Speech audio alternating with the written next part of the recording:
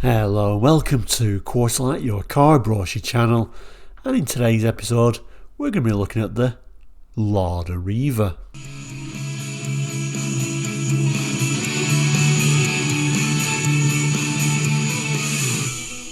Hello, welcome back. Now if you're new to Quarterlight, we're a car brochure channel looking at car brochures from around the world for the 60s, 70s, 80s and 90s and sometimes beyond that as well. So if you're interested in cars, car brochures, looking back at cars gone by, really all about memories this channel, then please consider subscribing.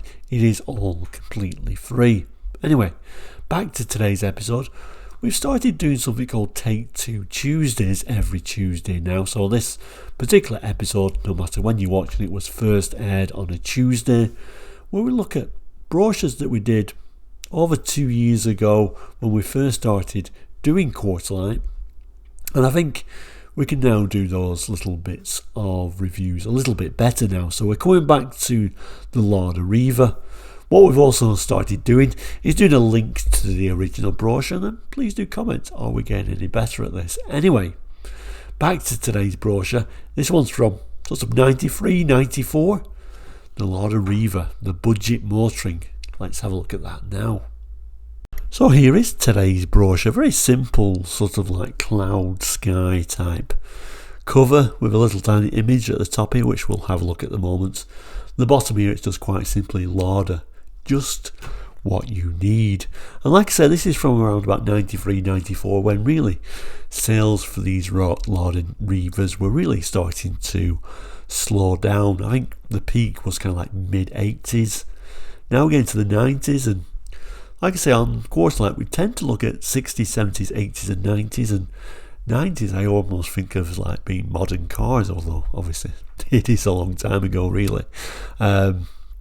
So this certainly looks like a far older car than a 90s car, and of course it is. It's a very, very elderly design. Think Fiat from the sort of 70s, so certainly a very elderly design, still being sold in the 90s. But with Lada, of course, the main thing was price, and it was a cheap car to buy.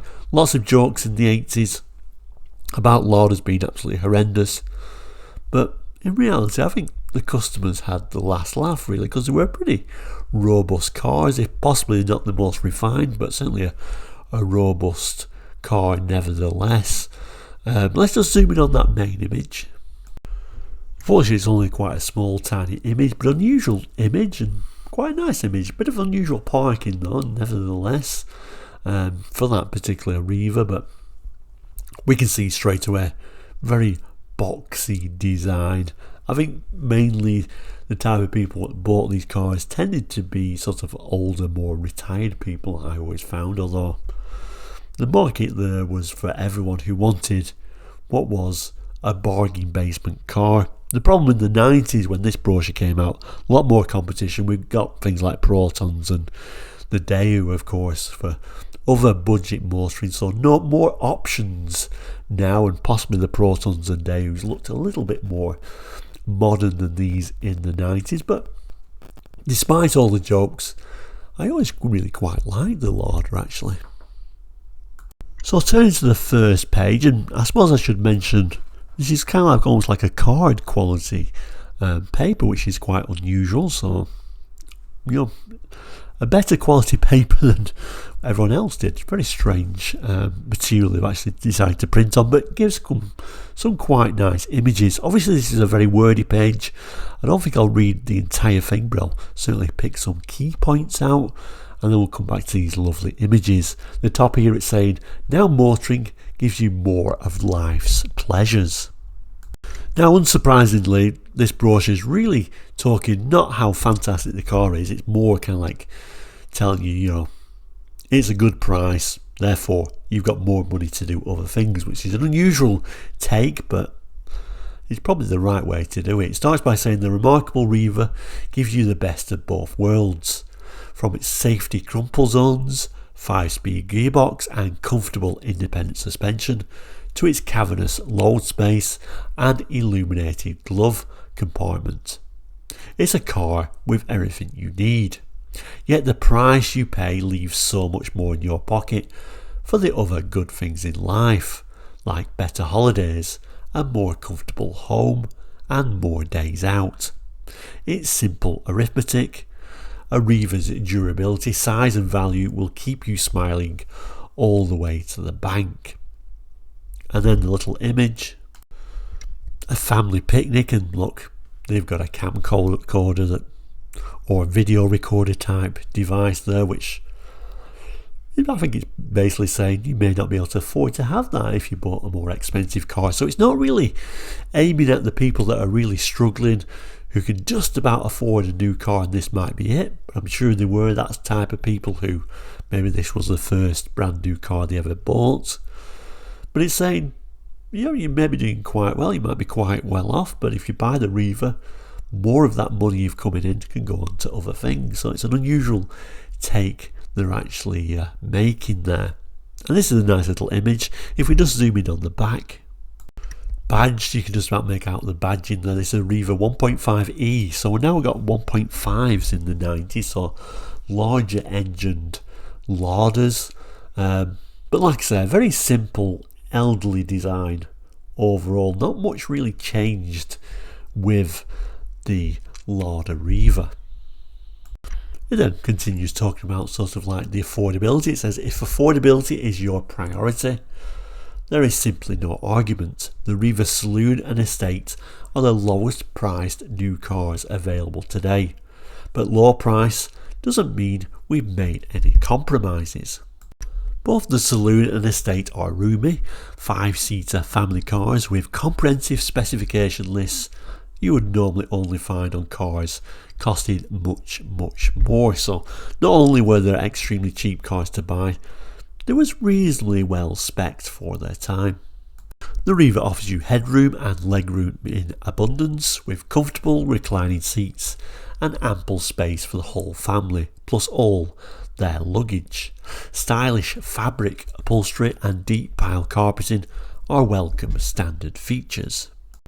All-round visibility is kept clear by a highly effective heating and demisting system, as well as 2-speed wipers with wash wipe. The Estate also features a self-parking rear wash wipe system.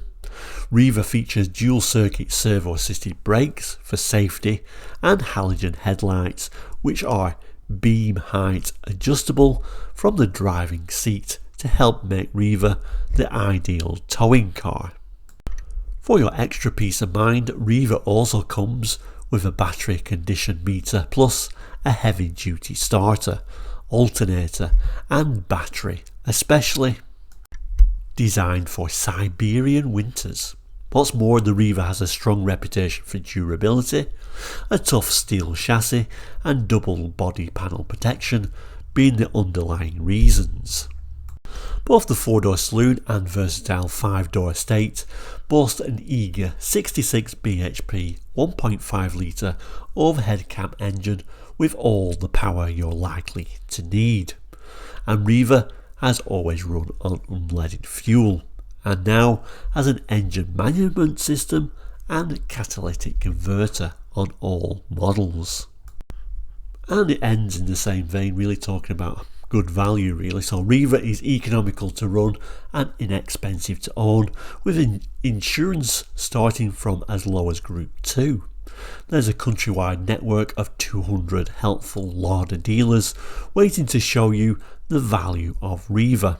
You'll soon discover this is one car manufacturer who is sparing a thought for your hard-earned money. And then, sure, you don't have to spend all your money on a car. You can buy these lovely items, I guess, is what it's trying to say. And then finally, I think this is probably the model I would have picked, actually, the Estate. I did quite like the Estates. I think overall, for budget motoring, I always kind of like preferred Skoda, but I like these Lada Estates too, actually. I think they were very honest and they weren't trying to hide anything, were they? They were just saying it's a cheap car to get around. It's not going to be the most exciting car to drive. It's going to be quite unrefined, but you get what you pay for, really. I think the only real downside of the Ladas, if you bought new ones, were the heavy depreciation. As we turn the page, we find it starts talking about the saloon. The next page will be the estate, so the 1.5e saloon. Some really nice sorts of images of this saloon here, which we'll zoom in on a moment, because I think that's one of the main differences now. We can actually zoom in on things where we didn't really have that technology. It was all super basic. I didn't really know what I was doing. Not that I'm saying I really know what I'm doing now, but you know what I mean. We'll look at these texts at the top, then we'll come back to these images, then we'll look at the estate.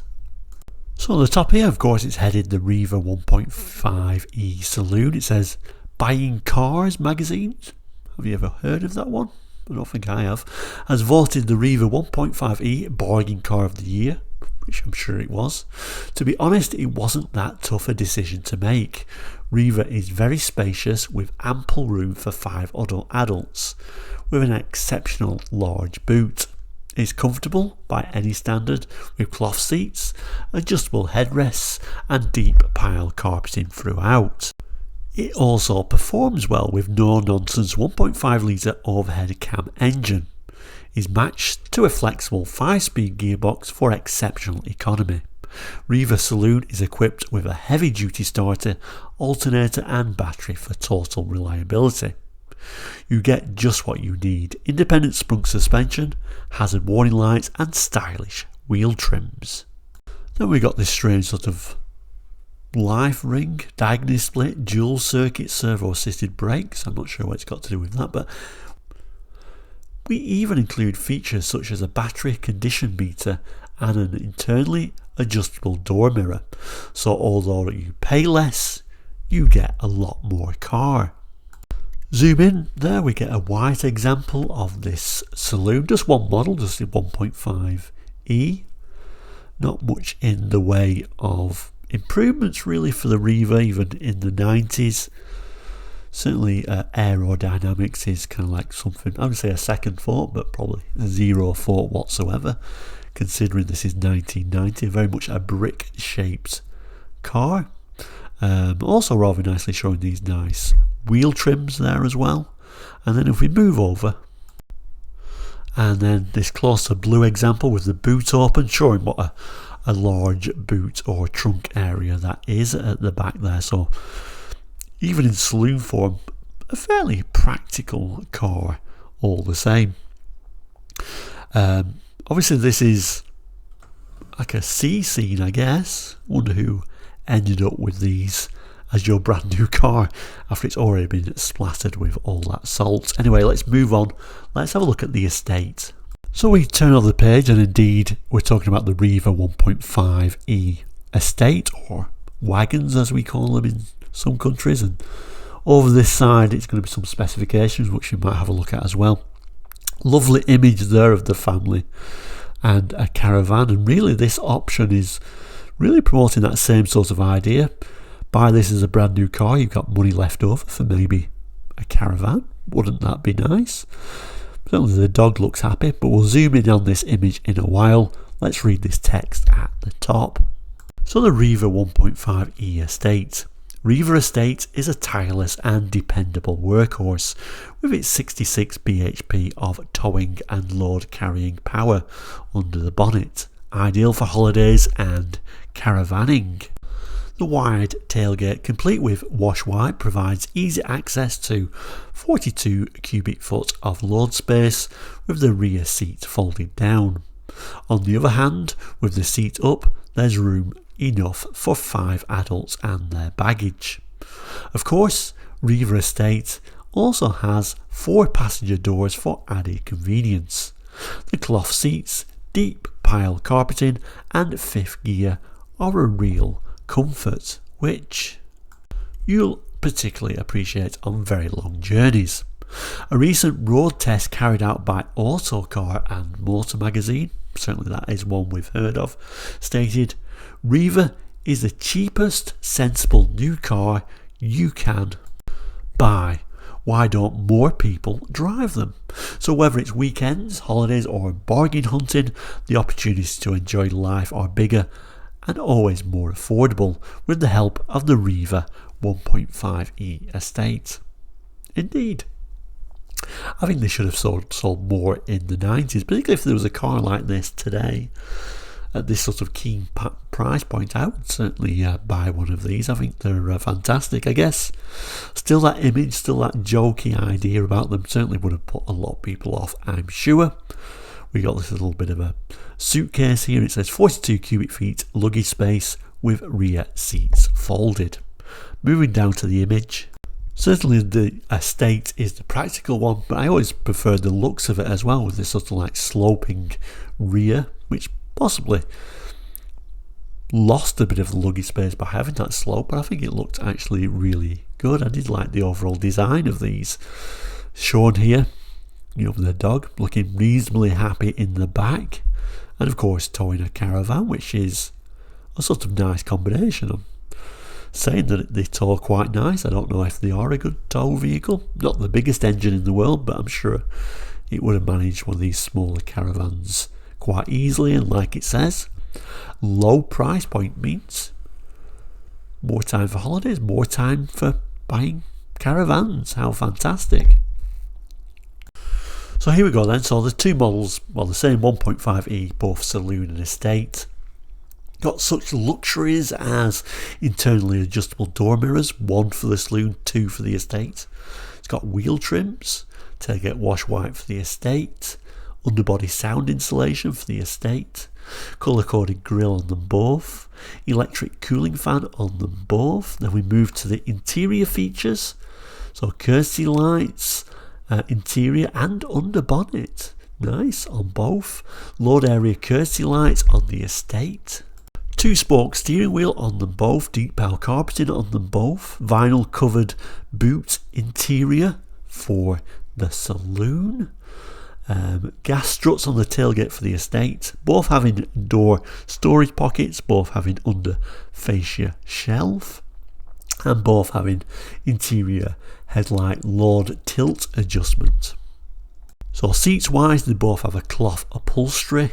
The estate's got a rear folding rear seats and a centre lap seat belt on them both as well. Okay, and that takes us to the technical specs. It's even got the performance rather interestingly. So maximum speed for the saloon 95. Riva, surprisingly, the estate drops quite a bit in speed, doesn't it, to 89.3. 0 to 60 is the same and extremely slow, isn't it, for the 90s?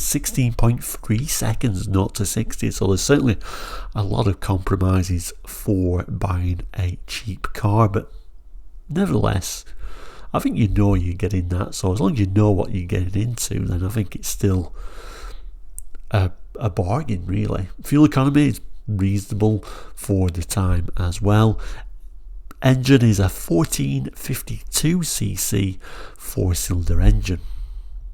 It then goes on to list the standard features, which I think are quite good actually considering the price point. So halogen headlights, high intensity rear fog lights, reversing lights, front, rear and side direction indicators, laminated windscreen, electric wash wipe plus intermittent wipe, heated rear window, tow hooks front and rear mud flaps, reinforced body, chassis and suspension, body protection and underbody sound deadening,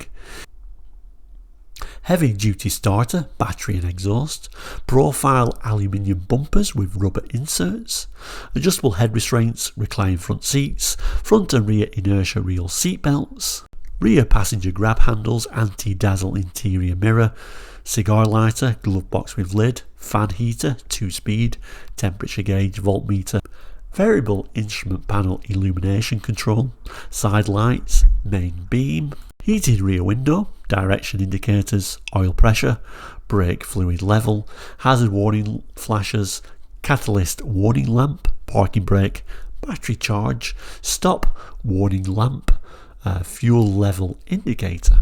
So I mean, nothing by today's standard you probably expect all these, but you know, for the price point, and say it's the cheapest car in Britain at the time, you know, it had what you needed. And on this sort of like, in a sort of flap area, we've got such things as Lada customer care, Motability, breakdown cover, national breakdown, is that still around? Lada finance, etc, etc.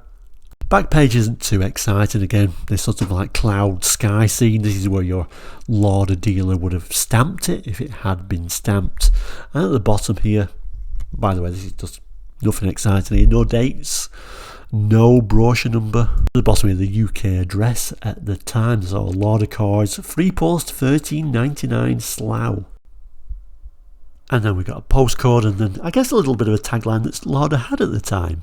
Just what you need. So there we go, the lovely Lada Riva. An interesting car, and I think in some ways a great car at selling these cars at a great price. Unfortunately, those days have now gone. But do you remember the Riva? Please jot in the comments if you rode in one. You was a Lada technician at the time, or indeed just, had a lift from your friend one day. Always very interesting to hear, but we'll end, as we always do, by saying please do consider subscribing. It is all completely free. We'll end with a couple of boxes. One will be for the original Riva brochure review we did. Another will be some other random chosen by YouTube video, I'm sure. But like I said, please do consider subscribing. It's completely free. Like I say, I know a lot of people think it's a cost option, but no, it's completely free. But thank you so much for watching today. Please do take care. Many more episodes to come, so we'll see you very soon, and goodbye.